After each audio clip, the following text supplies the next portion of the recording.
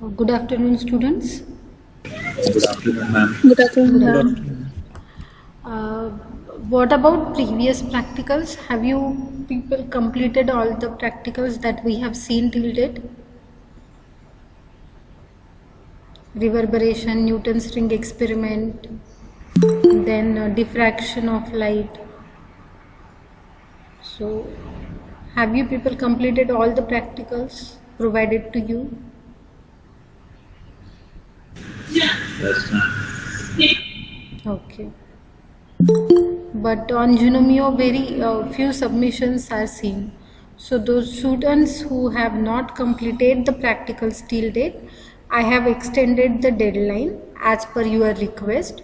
So whatever practicals we have seen till last week, for that practicals the deadline is 30th June. Okay, and there will not be any extension further. So practical number 1 to practical number 5 you have to submit before this 30th June, and of course the practicals that we are going to talk about today, for them deadline will be of the next week. Okay, so hope there should not be any problem from your side. Okay. So as far as today's session is concerned, today we people are going to talk about two practicals. One is determination of energy band gap of semiconductor. Another one is GM counter. Okay. Of course, GM counter portion, theory part of that we have not seen till date. But of course, as it is instructed to us that we have to complete the practicals in this month only. So we will consider the practical portion at first, and then we will see the theory in theory lectures. Okay. So do you want to say anything related to the practicals covered, or any queries, any questions related to practical sessions? If some queries are there, of course you can ask. Otherwise, we will go for the discussion of the practicals. Is there any query?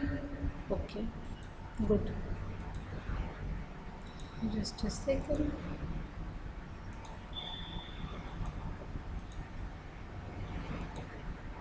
So is the screen visible? Yes, ma'am. So on the screen you can see as I said, today we are going to talk about two practicals. One is determination of energy band gap of semiconductors. Okay, so we will have the discussion of this at first. So of course in the aim itself certain terminologies we can observe, like one is energy band gap, another one is semiconductor. So what you can say related to semiconductors? What are the semiconductors? What are the semiconductors? Ma'am, whose conductivity lies in between the conductor and insulator.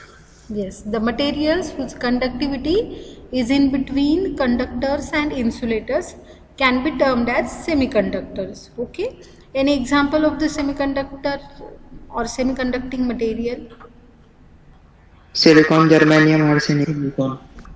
Yes, silicon, germanium, these are the intrinsic semiconductor. Okay, and of course some extrinsic semiconductors are also there, but for that you need to do doping. Okay, so I think already while having the discussion related to Zener diode, we have discussed the classification of semiconductors and other things. Okay, now here basically our aim is to calculate or to determine energy band gap of semiconductors.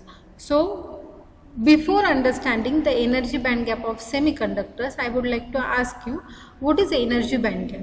Do you have any idea?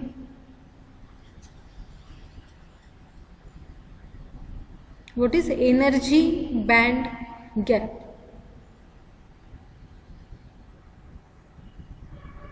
Yes, if anyone want to say anything, you can say by unmuting yourself. Yes. Have you heard the word energy? Yes. Yes. The energy level of electrons. Energy level of electrons. Okay. Ma'am, it is a gap between the conduction band and the valence band. Yes, it is nothing but the energy gap in between valence band and conduction band. But whenever you say this word, it is nothing but a gap in between conduction band and valence band. So the question arises, what is conduction band and valence band? Just a second, there will be a echo problem. Wait a minute. Okay. So what is conduction band and valence band basically? Ma'am, in conduction band, electricity can be conducted, Okay. and valence band mainly consists of the valence electron. Okay, that is also right. Okay, so basically, of course, we are going to talk about all that things. With respect to this practical, of course, this table will be there in your lab manual. You have to satisfy level number 3 in order to get the full marks related to the practicals. Okay, so the aim of this practical is to determine energy band gap, which is denoted with the letter EG, of semiconductor using PN junction diode. Already in practical number 1, we have talked about Zener diode. So the basic version of Zener diode is nothing but the PN junction diode. So here in this practical, for the energy band gap determination, a PN junction diode is used, as it is a semiconducting material. Okay, with P type material and N type material, you can fabricate the PN junction diode, and as both P and N are semiconductors, we can say PN junction diode is a semiconducting material. Okay, and that material is selected for this particular study. So energy band gap, it is nothing but the energy gap in between conduction band and valence band that we have discussed. Basically, whatever are the electrons, they try to be in the valence band. Okay, valence band, this is nothing but the energy group of energy levels. Okay, so certain energy levels associated with electrons, they can be termed as valence band, where valence electrons try to be there. Okay, so whatever are the valence electrons, they will present in normal condition, they will present in the valence band itself. Okay, but for the conduction of any of the device, that valence electron should go to the conduction band. So whenever the electrons in conduction band will have the movement, one can get the conductivity, electrical conductivity. Okay, but for that, what we need to do, we need to transfer the valence electrons from valence band to conduction band. Okay, now to have that thing for the transfer of electrons, or basically before that, I would like to show you certain images. So one image right now you can see on the screen talks about the energy band gap. So if say, just a second, so if this is a valence band which is full of electrons, valence electrons, and conduction band will be the empty one. So whenever this valence electrons will go to the conduction band, conductivity will be there, and whatever is the energy gap in between these two levels, that is termed as energy band gap. Okay, and that we have to determine for the semiconductors. Now, based upon energy band gap, we can have the dividation of the materials, like whatever materials who are conducting in nature. So they are having certain energy band gap. For semiconductors, different values of energy band gap are visible. For insulators, the case will be different. Okay, so with respect to this diagram, what you can say related to energy band gap? How is the energy band gap of metal? How is the energy band gap of semiconductor? How is the energy band gap of insulator? In which case you can say a higher energy band gap is there, and in which case the lower energy band gap is visible through the figure. Okay, so that is the question. Ma'am, insulator is having more and metal is having less. Yes, in case of metals, you can see the red colored block, they are nothing but the valence band. Blue colored portion is nothing but the conduction band. And in case of metals, we can observe the energy band gap of materials are overlapping on each other. Okay, or if there is a gap, that will be very small or negligible gap. So basically for metals, various kinds of metals, the energy band gap will be less or zero. Whereas if we consider the case of insulators, you can observe the huge gap can be seen in between valence band and conduction band. As there is a huge gap, it is not possible for the valence electrons to go into the conduction band, and that's why electrical conductivity is not seen in case of insulators. Because we know whenever electrons will be in the conduction band, then only we will get the conductivity, and that case is not possible in case of insulators due to this wide energy band gap. Okay. Whereas in semiconductor, if we consider, then of course difference is seen, and that difference lies in between whatever are the conditions of metal and whatever are the conditions of insulators. So of course there is a little bit gap in between valence band and conduction band, but that gap can be overcome. Okay, so to overcome that energy band gap, certain processes are required. There are certain ways by which you can transfer the valence electrons from valence band to the conduction band in case of semiconductor. Now the question is, what are the methods with which we can have the conductivity through the semiconductors? Okay, as before that I would like to mention one thing. As there is little bit gap at room temperature, of course the semiconductor will behave as they are the insulators, but after some conditions you can get the conductivity through the semiconductors. So what are that conditions? How one can get conductivity through semiconductors? Yes.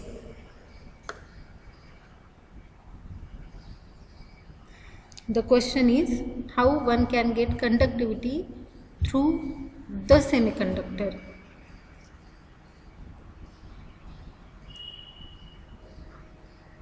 Is my voice by reaching? transferring Yes, ma'am. yes, ma'am, you are audible. Yes, yes. Okay. Ma'am, maybe by transferring electrons from valence band to conduction band. Pawan, that Ma'am, is the providing the question. more voltage than the activation energy required for the electron from transfer from the valence band to the conduction band. No. Temperature, ma'am. Yeah, temperature is the one process or one thing with which you can have the conduction through semiconductors, and that's why you might have seen if you apply high temperature to the semiconductor, its conductivity increases and its resistivity decreases. Okay, so applying temperature is one procedure with which you can have the conductivity through the semiconductors. And along with temperature application, there is another process. So do you have any idea what is the process with which you can get the conductivity through semiconductors? Maybe a doping process. Yes, maybe nahi, that is the doping process. Okay. Okay. So doping is the process with which you can have the conductivity through semiconductors. So doping means what you are doing, actually you are adding certain charge carriers to the system. Okay, so how doping is been done, what are the dopants that can be used for the doping semiconductor, that you people know.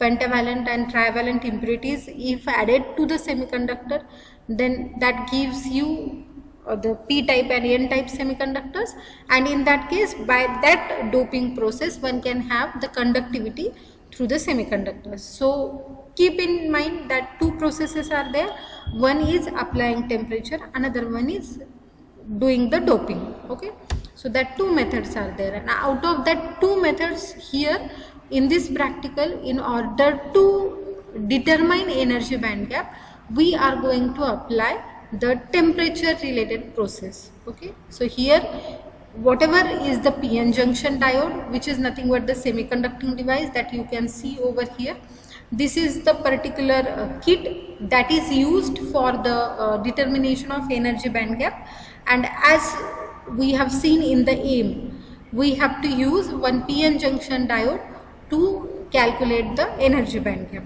Okay. So here you can see the PN junction diode is connected in between 2 points. A hole is visible across the PN junction diode. So in that hole we have to keep the thermometer to check what kind of or what amount of temperature is there across the PN junction diode. Okay. Now as we are using a PN junction diode or a semiconducting device over here, we need to apply some amount of voltage to have the working of that PN junction diode. Okay, so to apply voltage, here you can see a set volt knob is there. So whatever movement you will do with respect to this set volt knob, according to that the deflection will be seen on the voltmeter. Okay, so in this particular experiment you have to apply say 1 volt voltage to the PN junction diode, and that will be a constant voltage. Once you apply 1 volt, there will not be any change in the voltage parameter. Okay. Now after application of voltage, whatever current is generated, that current you can see with the help of this microammeter. Okay, one microammeter is connected next to voltmeter. So after applying voltage, of course current will be there, that current will be noted over here. Now the question is, as I said, the voltage will be a constant entity. We are using a PN junction diode, and to the PN junction diode we are applying constant voltage. So what are your expectation? How will be the current? This will be a constant one, or there will be some change in the current?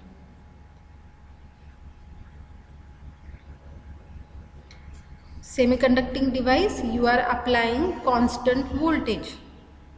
How will be the current? Constant or variable? Just you have to choose any option. Yes, you can put your answer in the chat box, no problem.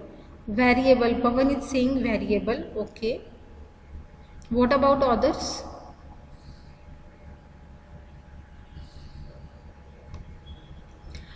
See, a semiconducting or PN junction diode is there, you are applying constant voltage 1 volt. How will be the current? Option A constant, option B variable, option C can't say, D none of the option. Yes. Okay, so if okay, so if this particular unit is not there, say whatever is the portion after this said dot, in whatever dot is there in between semi and conductor, so if I put a partition from this, and if only a voltmeter and ammeter is there with a PN junction diode provided here, if this circuitry is not present, then of course for constant voltage you will get constant current. But here you can see a heater is provided. Okay, so basically what is the procedure to perform this experiment? You have to apply the voltage, constant voltage of course, then you have to note down what is the current. Okay, so that will be the first step. Next to that, what you are going to do, you have to make this heater on. So heater is connected across this PN junction diode. Now as heater is in a on condition, with this set temperature knob you have to apply certain amount of temperature. The scale is not provided, actual means numbers on the scale are not provided, only a bar is provided. So you have to keep this set voltage knob at the middle position. So whenever this heater with particular temperature is there across the PN junction diode, of course the PN junction diode will get the heating effect. Okay, so there, whatever is the temperature of that PN junction diode, that will rise automatically. So what amount of temperature that PN junction is having, that you can get with the help of thermometer, which can be fitted at this hole. Okay, so the procedure is apply the voltage, see the current, then make this heater on, set some amount of temperature and see what amount of current is, what amount of temperature is there. Okay, so of course from room temperature, because earlier when the heater is off, the PN junction will be at the room temperature. So earlier at first it will show the room temperature reading. Next to that there will be rise in the temperature across the PN junction diode. So what students are expected to do in this experiment? In this experiment, students has to take the readings of temperature versus generated current. Okay, so this is the observation table. So as I said, from room temperature there will be a rise. So up to 90 degrees Celsius you have to wait. After once that thermometer shows 90 degrees Celsius reading, you have to make that heater off. Set temperature knob will be at 0 and you have to note down at 90 degrees Celsius what amount of current is generated. Okay, next to that, what will be the condition? You have to decrease, of course, the once heater is off, the temperature will decrease automatically. So say first reading you have taken for 90 degree, then you have to wait till the temperature goes less by 5 degrees Celsius. Say at 85 degrees Celsius you are again going to note down the reading. Okay, the next reading will be for say 80, the corresponding reading of current. Then 75 you have to note down what amount of current is visible in the micrometer. Then like this, with a difference of 5 degrees Celsius you have to note down the temperature and current related readings. Okay, so that is the procedure which is specified for this particular practical. Once you get all the temperatures that are decreasing from 90 degrees Celsius to room temperature, and once you got the respective current, whatever rest part of this table are there, that are nothing but the calculations. So here whatever temperature you can see on the thermometer, that will be in the degree Celsius. So you have to convert the degree Celsius temperature into Kelvin temperature. So how to convert degree Celsius into Kelvin temperature? What you need to do? If a degree Celsius temperature is known to you and ma'am yes, 237 का काहीतरी असं काहीतरी करावं लागतं त्याच्या पुढे असं काहीतरी. whatever is the degree Celsius temperature, you have to add a factor 273 in it. 73. So 0.15 है ना ma'am? it's 273. 0.5. Yes, 0.5. Of course, that is correct. 1.5 ma'am. Yes. So whatever is the degree Celsius temperature, add that factor in it and you will get the corresponding temperature in the Kelvin degree. Okay. Next to that, what you have to do, whatever is this Kelvin temperature, you have to put that Kelvin temperature in the denominator, and in numerator there will be a factor 1000. Okay. So by this dividation, 1000 divided by this Kelvin temperature, whatever will be the value, corresponding values, that you have to put in this column. Next to that, whatever is the current, saturation current that you have seen on the microammeter, you have to take log of that current. Okay, and log current related values will be in the last column. Okay, so that are the things that you have to do with respect to this practical. Now next to that, in your lab manual you will see the graph paper. So how will be the graph? On x-axis you have to put that 1000 divided by t factor, and on y-axis you are going to write log to the base 10 is values. Okay, so whatever log based current is there, that will be on the y-axis. On the x-axis there will be a 1000 divided by t factor. Means if you see the observation table, these last two columns you people are going to use for the drawing of the graph. Okay, so by taking graph you have to find out the slope. Of course the readings I am going to give you, but once you get the graph, from that graph you have to determine the slope and the energy band gap. For the determination of energy band gap, the formula is slope of that graph divided by 5.036. okay, so that will give you energy band gap of the semiconducting material that is selected over there. Okay, so this is the formula, keep in mind. And if the screen is visible to all of you, you can take a screenshot of this temperature and current related values, which you are going to put in the observation table.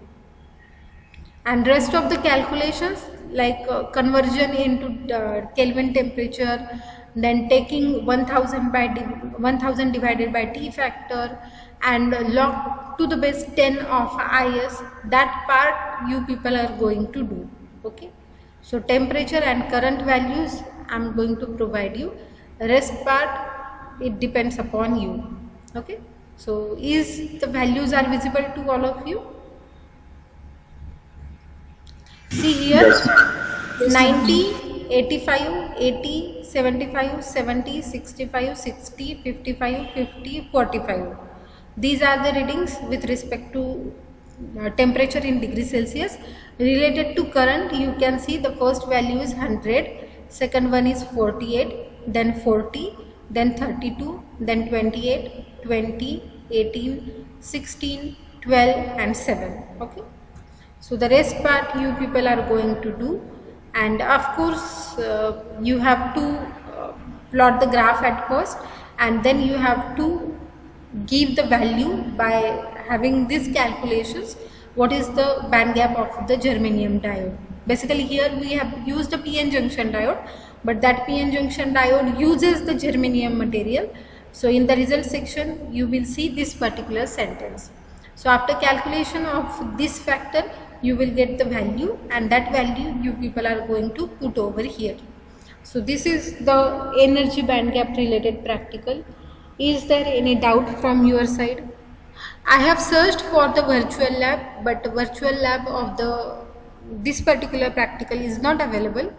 So that's why I have provided the readings to you, so you people can go for the calculation part. Okay, is there any doubt?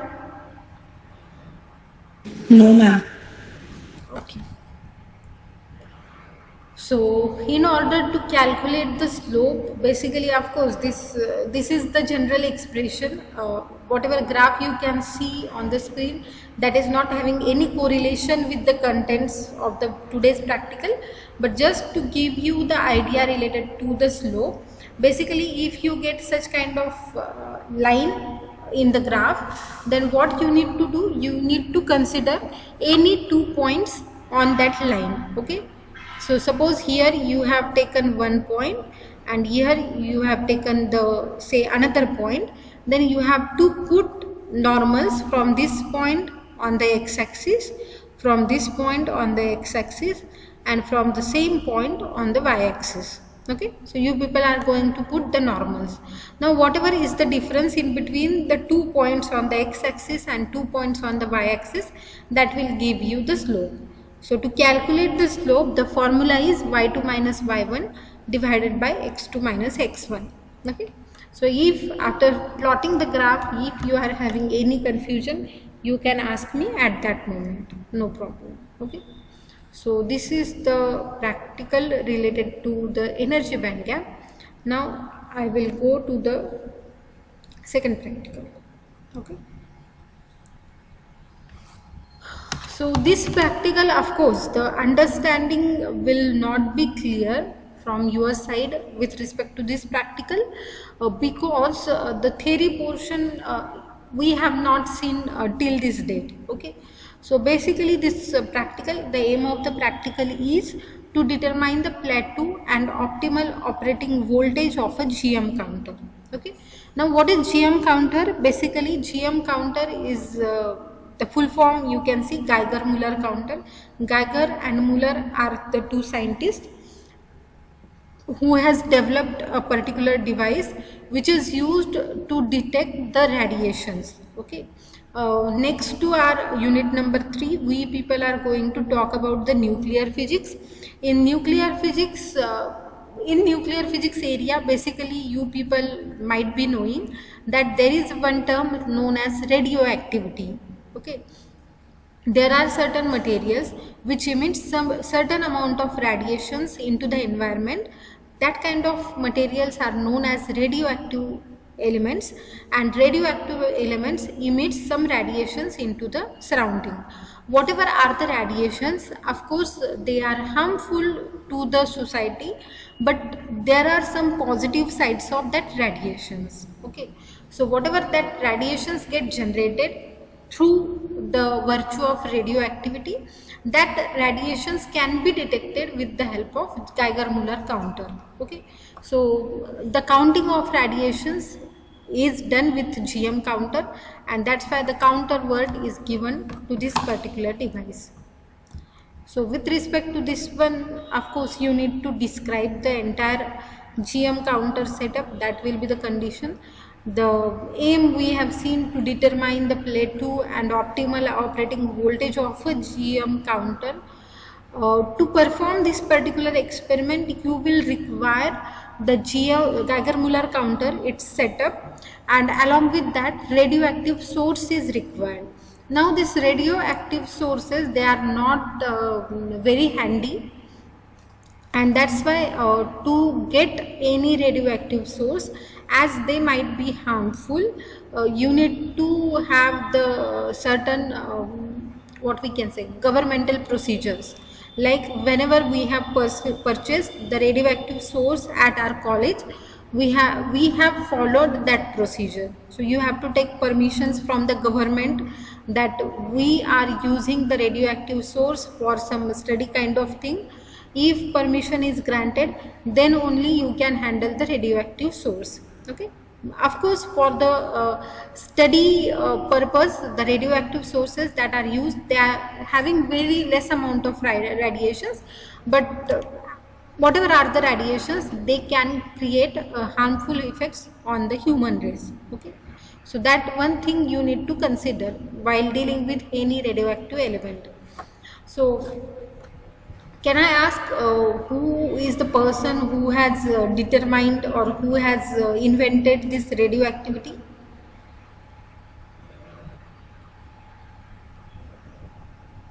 There are some... Yes.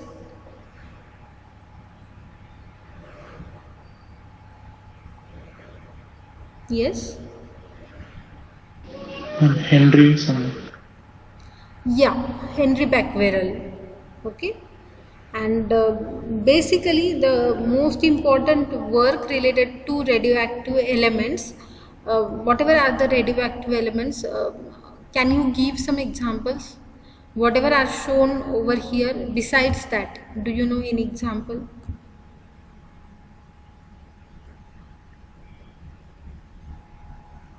Rutherfordium. Yes. That is one element which shows the radioactivity. One famous example is uranium or radium or polonium. Yes. Magnesium. Polonium. Polonium. So yes. So all those are the radioactive elements. So, Nicoinium. yeah. So most of the synthesized elements which are present in the periodic table and some natural elements shows the radioactivity. Basically radioactivity is visible with materials which are having the higher atomic number, higher atomic mass number. Okay. So the most important work related to this area is done by the Henry Becquerel.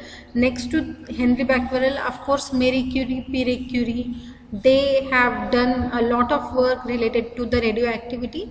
And even though we are saying these radioactive radioactive elements or radioactive radiations, they are harmful for the society. At the same time, they are having some medical applications. So in order to treat the cancer, basically radioactivity plays the important role. So to use the materials for some good reason, we need to handle the material, but while handling the material, you need to know what amount of radiations it is emitting. And to measure the radiations, Geiger-Müller counter plays the important role. And that's why the study of Geiger-Müller counter is the part of your syllabus. Of course, in theory, this portion we are going to see. In practical session, we are going to show you how this particular instrument works. Okay. So the Geiger-Müller counter was invented by the two scientists H. Geiger and E.W. Müller in 1928, which is used to detect the radioactive particles. So related to the working, because of course the virtual lab is not available with respect to this practical, and to give you only theoretical part, it will be a problematic procedure for me.